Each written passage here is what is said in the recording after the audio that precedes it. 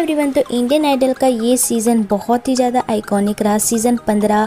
साथ ही साथ इस सीज़न के अंदर हम सभी को एक्सेप्शनल टैलेंट देखने को मिला। भाई क्या टैलेंट आए हुए थे इस सीज़न। साथ ही साथ हमारे जजेस भी बहुत ही ज़्यादा बेहतरीन थे। इस सीज़न को हमारे 3 बेहतरीन जजेस ने जज किया था। श्रेया घोषाल जी रही थी, विशाल ददलानी जी रहे थे और बादशाह रहे थे। साथ ही साथ बात कर ले श्रेया घोषाल जी की और विशाल ददलानी जी की, तो भाई ये लोग बहुत बार इंडियन आइडल के जज बन चुके हैं। और गाइस इन दोनों की जजमेंट हम लोगों ने बहुत लंबे समय से देखा है। बहुत ही ज़्यादा बढ़िया जज करते हैं हमारे कंटेस्टेंट्स को।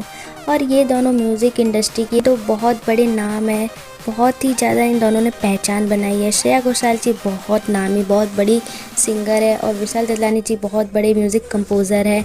और दोनों ही अपनी अपनी फील्ड में बहुत ही ज़्यादा अच्छे हैं और बहुत टाइम से म्यूज़िक इंडस्ट्री से जुड़े हुए हैं। इस वजह से दोनों बहुत ही ज़्यादा एक्सपीरियंस्ड भी है और इनकी जजमेंट को देखना लोग बहुत ही ज़्यादा पसंद करते हैं, क्योंकि ये कंटेस्टेंट्स के गाने के अंदर छोटी मोटी गलतियों को भी हाईलाइट करते हैं और बहुत अच्छे से जज करते हैं। लेकिन इंडियन आइडल के इस सीज़न में तो कुछ अलग ही देखने को मिला। इंडियन आइडल के इस सीज़न में एक नए जज आए बादशाह। साथ ही साथ कहीं ना कहीं पूरे सीज़न को नोटिस करने के बाद कहीं ना कहीं मुझे ये चीज़ पर्सनली लगी कि बादशाह की जजमेंट श्रेया घोषाल जी और विशाल ददलानी जी के जजमेंट से कहीं ना कहीं ज़्यादा बेहतर थी। अब इस वीडियो के अंदर मैं कुछ पॉइंट्स को हाईलाइट करूँगी जिससे मुझे ये चीज़ लगा है कि बादशाह की जजमेंट श्रेया घोषाल जी और विशाल ददलानी जी से ज़्यादा अच्छी है। एंड प्लीज़ कोई भी वीडियो के नीचे हेट मत फैलाइएगा, क्योंकि ये बस एक पर्सनल पॉइंट ऑफ व्यू और वीडियो को सिर्फ एंटरटेनमेंट पर्पस के लिए बनाया गया है। तो वीडियो को बस एंजॉय करना है, हिट नहीं फैलाना है। देखो सबसे पहला पॉइंट तो ये है कि इंडियन आइडल के सीज़न 15 के ऑडिशन में हम सभी ने देखा था रागिनी सिंधे ने ऑडिशन दिया था और जब फाइनल सिलेक्शन होना था तो रागिनी सिंधे को श्रेया घोषाल जी और विशाल ददलानी जी ने एलिमिनेट कर दिया था। लेकिन फिर बाद में बादशाह ने उनको सिलेक्ट किया था और हम सभी देख सकते हैं रागिनी कितनी ज़्यादा पॉपुलर हुई थी, वो सेमीफिनाले तक गई थी। साथ ही साथ लोगों का तो ये भी मानना था कि रागिनी सीज़न की विनर भी बनेगी। अब उस बात पर हम लोग नहीं जाते हैं, लेकिन हम सभी को पता है रागिनी काफ़ी ज़्यादा आगे गई। इसका मतलब रागिनी उन सिंगर से कई ज़्यादा डिजर्विंग थी जिन्हें इन दोनों ने सिलेक्ट किया था और वो लोग रागिनी से पहले एलिमिनेट हो गई। यहाँ तक कि श्रेया घोषाल जी और विशाल ददलानी जी के प्लैटिनम माइक्स भी बहुत पहले एलिमिनेट हो गए थे। दोनों में से एक भी कंटेस्टेंट टॉप 10 में भी अपनी जगह नहीं बना पाया था, जबकि बादशाह की चॉइस सेमीफिनाले तक गई थी। अब प्लैटिनम माइक की बात चली रही है तो भाई बादशाह की प्लैटिनम माइक थी स्नेहा शंकर, जो कि ग्रैंड फिनाले तक गई थी। साथ ही साथ वो सेकेंड रनर अप भी बनी थी और लोग का तो यहाँ पे ये भी कहना है कि स्नेहा शंकर इतनी ज़्यादा डिजर्विंग थी कि वो विनर भी बन सकती थी और स्नेहा को बहुत सारे लोग यहाँ पे विनर मानते भी हैं। शो के अंदर हमारे एक कंटेस्टेंट थे अनिरुद्ध सुसुरम, जिनको हिंदी स्पीकिंग में काफ़ी ज़्यादा प्रॉब्लम होती थी, लेकिन वो स्टिल बहुत ही ज़्यादा अच्छे से हिंदी सॉन्ग्स को निभाते थे।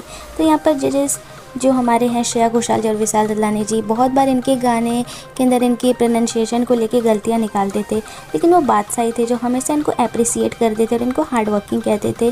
और बादशाह तो ये भी कहते थे आप मेरे सबसे ज़्यादा फेवरेट हो, क्योंकि आप बहुत ही ज़्यादा हार्ड वर्किंग हो, आप बहुत ही ज़्यादा मेहनत करते हो।